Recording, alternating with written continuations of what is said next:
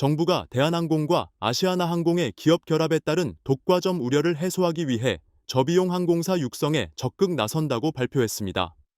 국토교통부는 지난 11일 산업경쟁력 강화 관계장관 회의에서 이 같은 내용을 담은 항공운송 산업 경쟁력 제고 방안을 발표했습니다. 정부는 중국, 일본, 인도네시아, 태국, 호주 등 주요 노선의 운수권을 LCC에 우선 배정키로 했습니다. 유럽과 서남아시아 등 중장거리 노선 LCC 취항도 적극 지원할 방침입니다.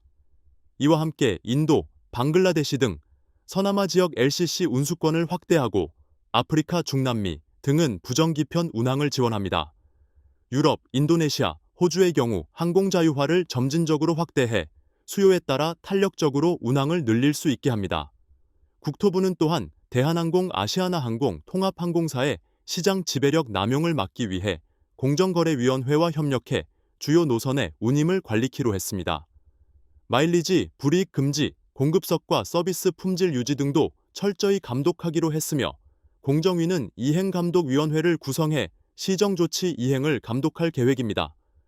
양사가 중복 운항하던 노선은 통합하면서 아일랜드 더블린, 덴마크 코펜하겐 등 신규 노선 취항을 유도합니다. 미국과 유럽 등 장거리 노선의 출발 시간도 분산해 소비자 선택권을 넓히기로 했습니다. 인천국제공항은 동부가 대표 환승 공항 육성을 위해 노선 다변화를 추진할 계획입니다. 내년 하반기부터 시간당 항공기 이착륙 횟수를 현재 78회에서 80회로 늘리고 단시간 내 환승이 가능하도록 연결 항공편 출발 시간도 조정합니다.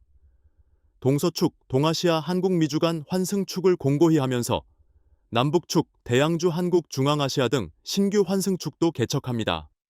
인천발 미취항 노선을 적극 발굴해 경쟁공항보다 촘촘한 네트워크를 구축할 방침이라고 했습니다. 지방국제공항 활성화도 추진합니다. 부산 자카르타, 청주 발리 등 기존 노선 외에도 유럽과 서남아 등 중장거리 노선의 지방공항 전용 운수권을 지속 확보합니다. 운수권 배분 시 지방공항 운항 실적 반영도 강화하기로 했습니다.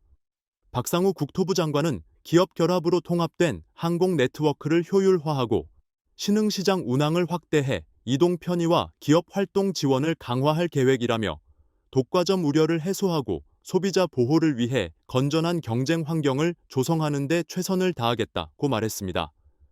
이상 인천투데이 인투아이 앵커였습니다.